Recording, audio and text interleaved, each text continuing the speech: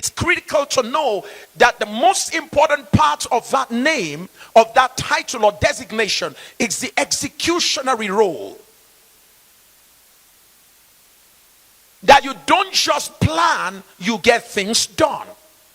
And a leader doesn't accept excuses in order to get things done.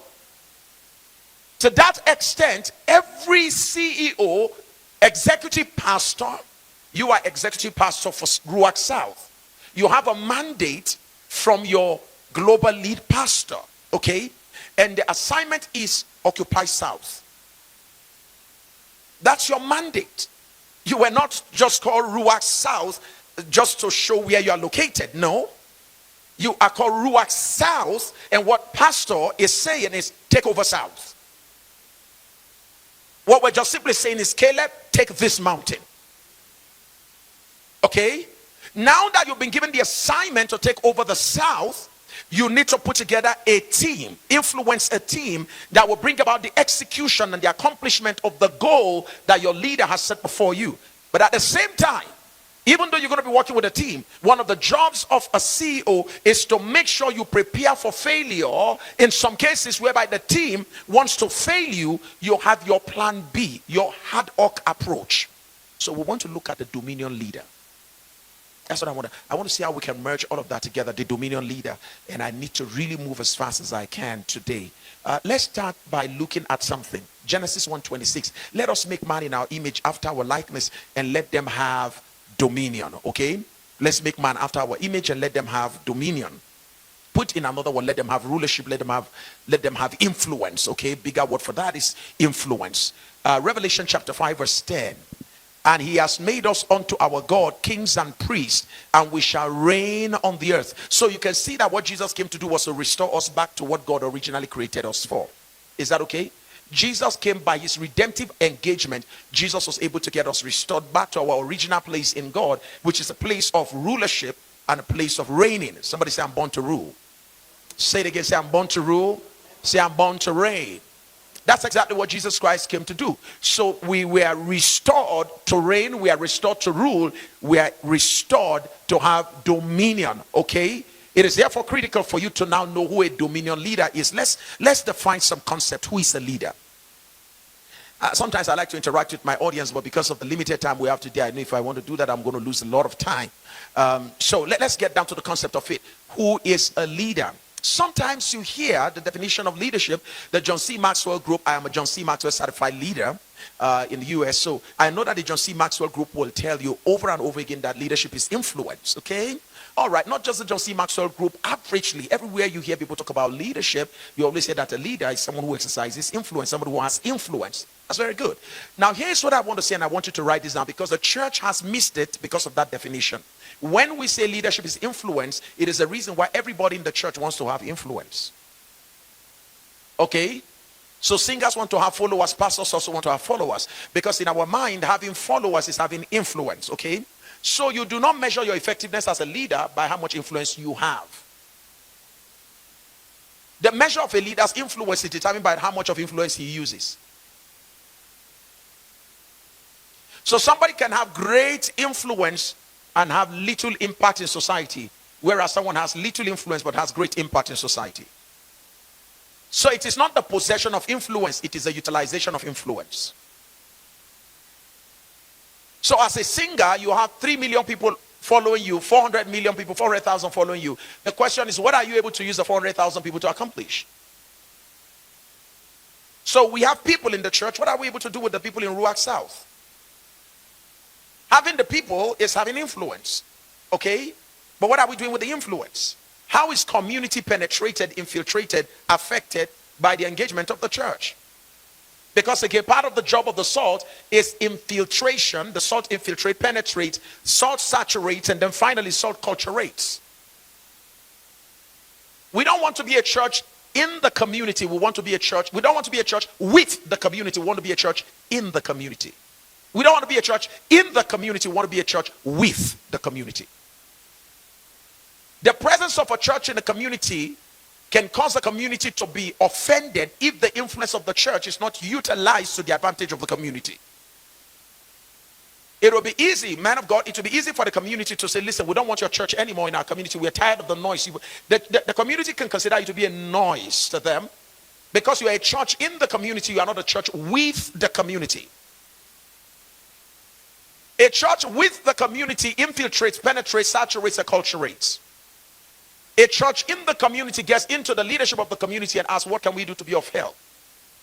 So a church in the community does not sit down in the church to consider what to do to impact the community. A church in the community goes to the community and asks the community, what are your major needs? And the community leadership will say to them, we have about 5 major needs. We don't have water, we don't have lights, we don't have good education and all of that. And the church will say to the community, allow us to go back. We will get back to you and let you know how our church can participate in the development of this community. Let your light so shine before men that they may see your good works and glorify your Father which is in heaven. Sometimes you're trying to use your preaching to get the community to glorify God, whereas the Bible is saying it's your good works that will get the community to glorify your Father which is in heaven. In essence, good works will bring about goodwill, and goodwill will bring about great harvest. Good works, goodwill, good harvest. Okay? So the church must be businesses. How many of you are CEOs of businesses here? You run your own business. Let me see. Okay. Wave it, let me see. I want to see percentage of church that owns business. Impressive. Wave it again at Jesus. You own your own business. Fantastic. Why do you think the world does something they call corporate social responsibilities? Why do you think they have departments for that? Because the secular organizations understand the principle that I'm sharing with you. They understand that if you can get the goodwill of the people, you can get good harvest from the people. So money you consider as money lost by engaging the community is never money lost for corporate organizations, because they know that what they are buying is the emotion, the sentiments of the people. And if they can buy and tap into the sentiments of the people, they can always cause people to buy emotionally from them. Sometimes you don't know that the reason why you bought Coke is because they give you umbrella. Just for instance, anytime you want to drink something, you just say Coke, Coke. You've never sat down to ask, why should I drink this Coke? You've gone beyond the realm of rational thinking because you've been emotionally affected.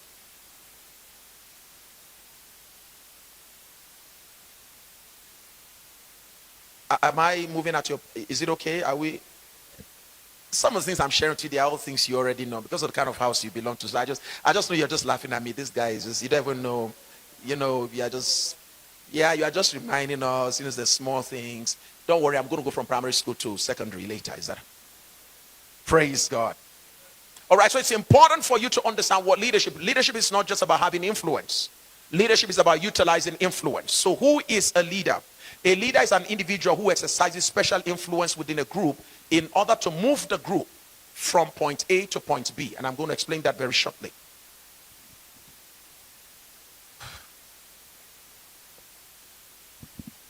So this is leadership. This is a leader. Okay, so point A, this is point B. So a leader is any individual who can exercise special influence. Special influence. Thank you so much.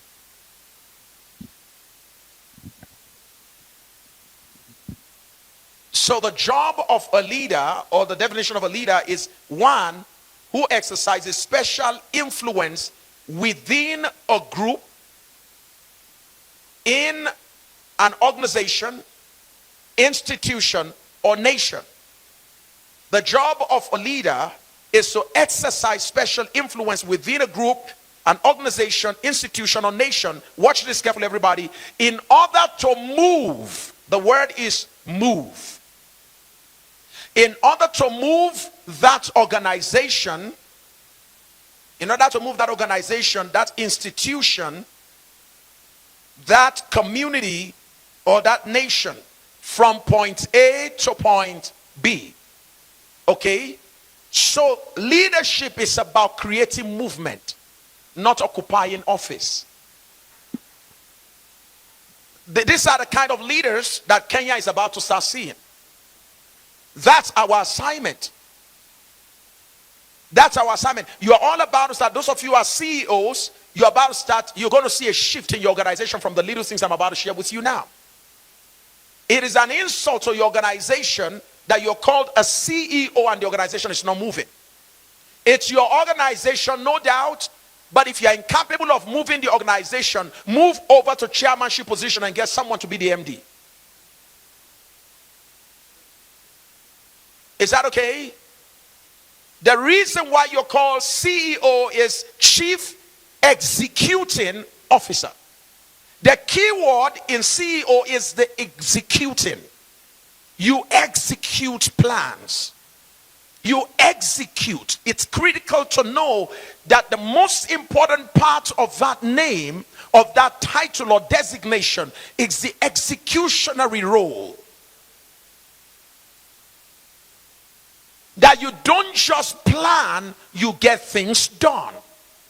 And a leader doesn't accept excuses in order to get things done. To that extent, every CEO, executive pastor, you are executive pastor for Ruach South. You have a mandate from your global lead pastor, okay? And the assignment is Occupy South.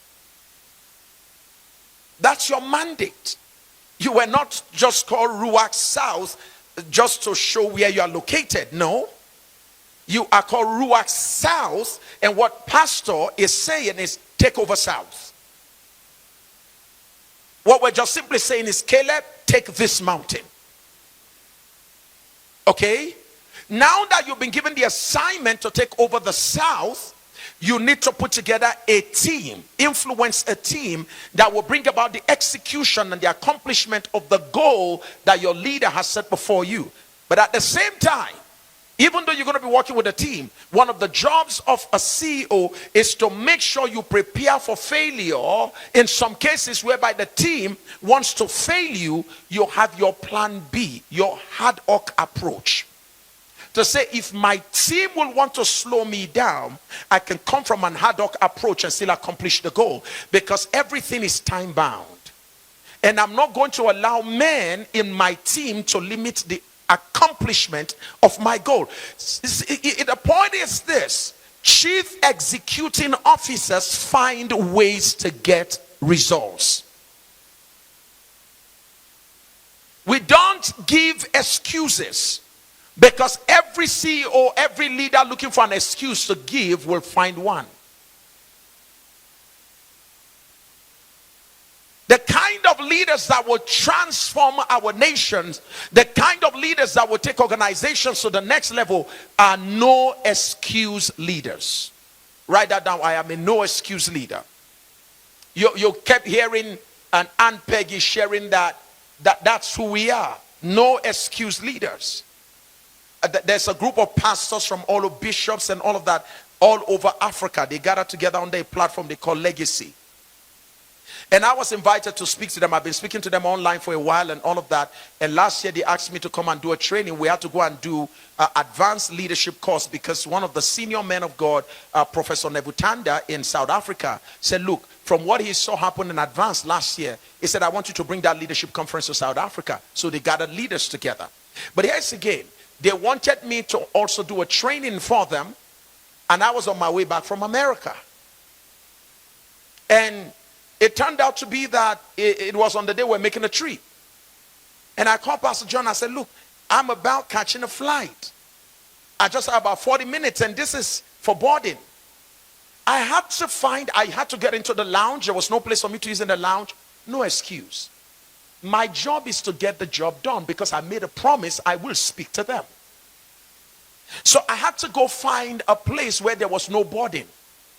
And I created a place here with my tripod stand, and I broadcasted to them leadership like they've never heard leadership.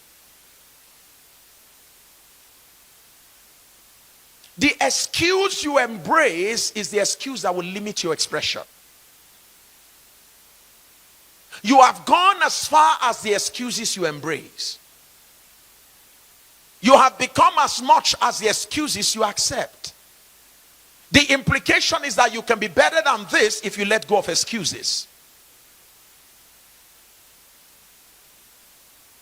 The sad reality is that what you are excusing is what somebody has confronted before and the person has moved on. You are too tall is the reason why you can do the job. Where we're going to find somebody taller than you who's gotten the job done over and over again. Oh, Pastor Sam, I have pain a little bit in my legs. That's why I'm having some challenges. Pastor Sam, I don't think I'll be a good leader because I have pains in my legs. So, now if that is your excuse, let me introduce you to a man they call Vucic. Who doesn't have legs, doesn't have arms, tiny little things like carrots, and yet he's a global speaker. So what is your excuse? Pastor Sam, my lips are too broad. Well, let me introduce you to Steve Harvey. Pastor Sam, my nose too broad. Let me introduce you to Oprah Winfrey.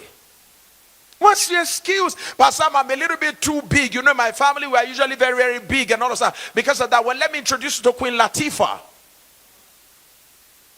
What's your excuse? Well, I came from poor family background. Well, you're looking at one from something poor people call a poor family. When poor people look at you and they say you're... What are your excuses? Well, Pastor Sam, you know that there's nobody in life to sponsor me to school. That's why I didn't go to school. Where you're looking at someone whose father died just when I was about to start moving into the university. I had not moved into university. My father died just when I finished my secondary education.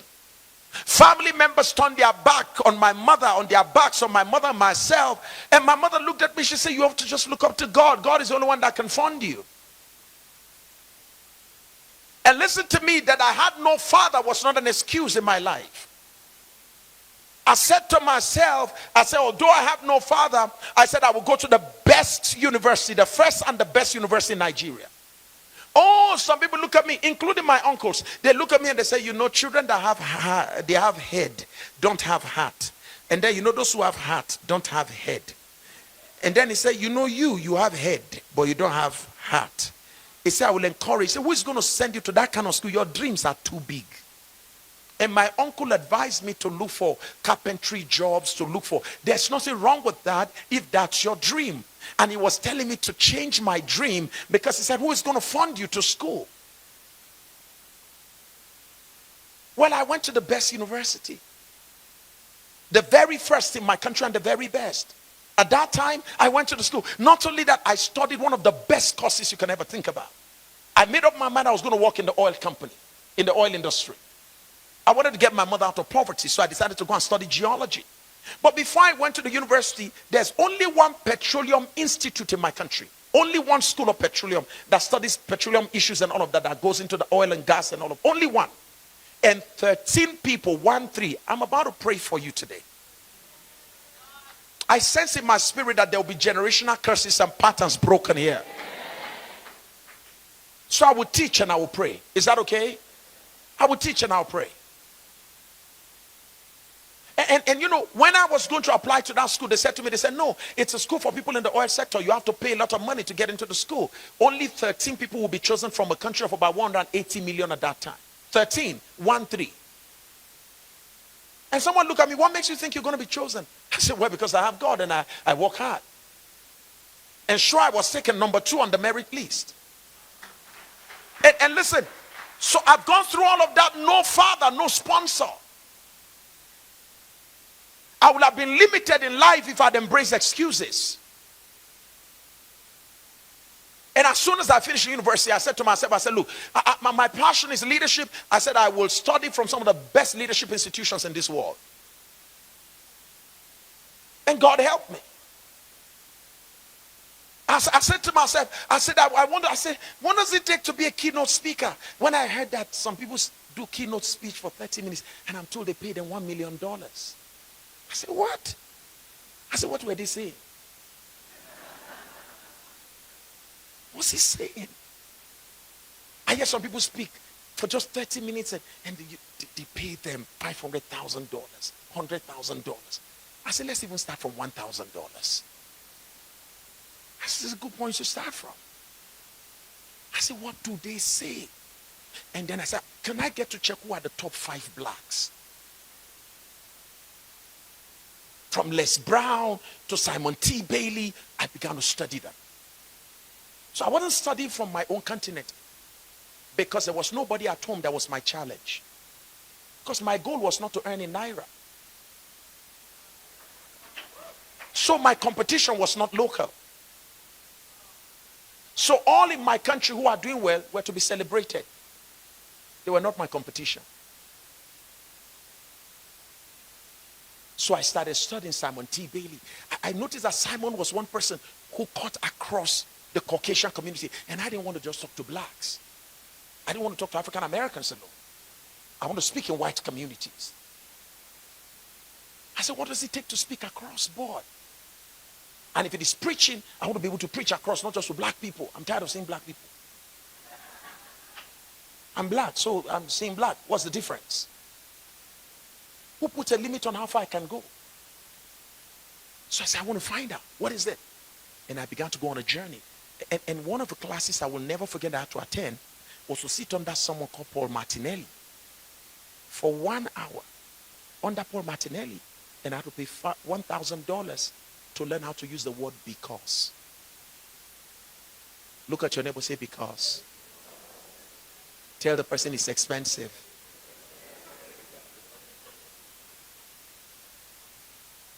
Just how to use the word because.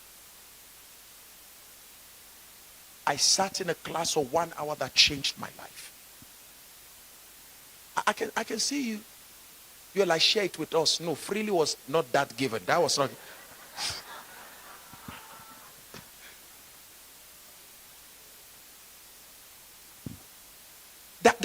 That was the beginning. And by the time it was 2010, God began to show up. And now I will go and speak in the United Kingdom as way back as 2010. I do 1 hour speech and do maybe 30 minutes extra here and there, just question and answer. And then they come to me and like, sorry, please, sir, bear with us. That's the language I use there. Bear with us. We just have this little token. And 2010, 4,000 pounds. So when they said, bear with us, and I saw 4,000 pounds, I said, I will not only bear with you. If you want me to forbear with you, if you want me to die with you. Now listen, next time, when is your next conference? You don't bother, I'm available now. 4,000 pounds? That's the first thing I began to see. And then the next thing I got was an invitation from the United States government themselves. I had never traveled. I had never even thought of traveling to the United States. The farthest I had gone at that time was South Africa. And I'll never forget a pastor friend of mine who normally goes to the United States then. I was so close to him, hoping that one day God could just minister to him. You know that kind of association, right? Where like, Pastor Sam, can you just, listen, not even follow you. Can I just help you carry your bags? Following is too expensive. I'll carry your bags. And he never got an inspiration to consider me. All of a sudden, one day, I got a call from the Public Diplomacy Office of the United States Embassy. Hello, are you Sam Oye? I said, yes, sir. He said, this is the Public Diplomacy Office of the United States. And I'm like, yes, sir. And one of my pastors was seated right in front of me. I put it on speaker.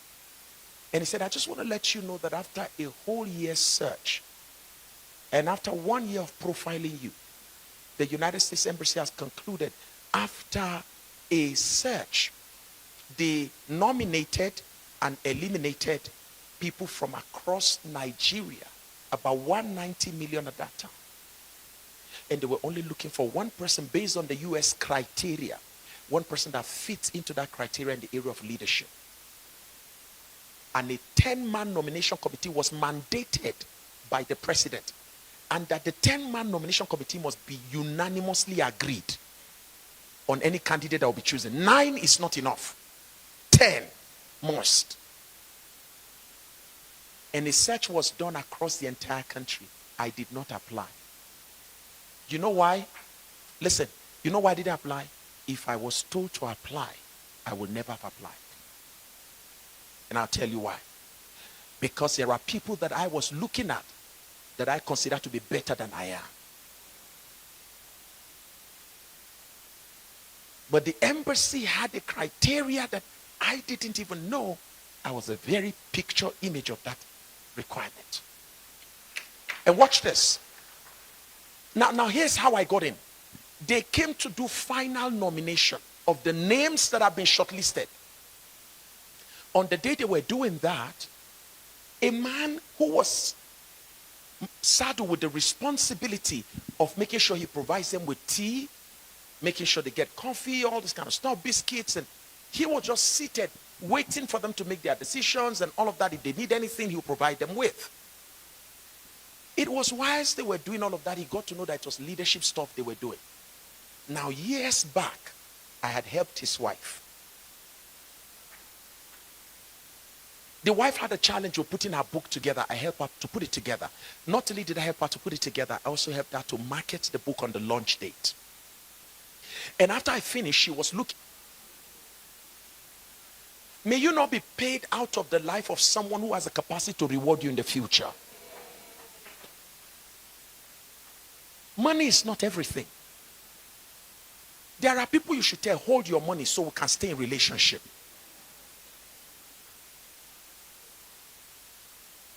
It was the husband of that woman that was seated there, and he saw what they were doing.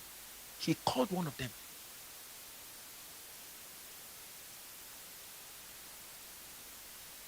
Right there, they browsed, went on my LinkedIn, went on everywhere. And I was not even organized in the way I put out my things. Today I put this, tomorrow, and stuff like that. And honestly, the 10-man nomination committee said, it is this young man. They left everybody they had already nominated before. And I got the call, I was the one. Leadership, a leader is one who exercises special influence within a group, within a church, within a business, in order to move. Somebody say move. So if there's no movement, there's no leader. If the community is not becoming better by your presence, you are not a leader. Since you became the team leader, since you became the head of the prayer team, what movement has taken place? Since you became the head of discipleship, what progress have we seen? You met the group at point A less desirable place. That's why you were brought on board. Point A is usually a less desirable place. Is that okay? Point B is usually what? A more desirable what? Place or state.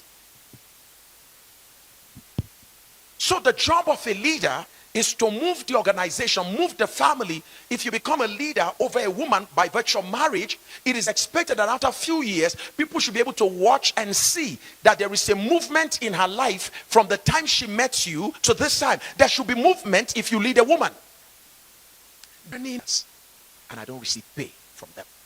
I've just been raising young people, I organize trainings, and if you see me training people, if you see the content I deliver, you will think they paid thousands of dollars for the kind of things I'm giving to them. But there's something that always tells me, they may not be able to pay you today, they'll pay you tomorrow.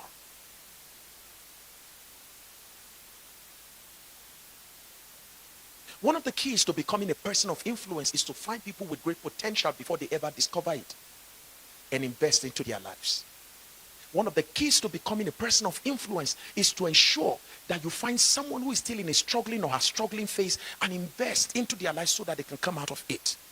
The more people you do that for, the more you increase your influence. Down to this.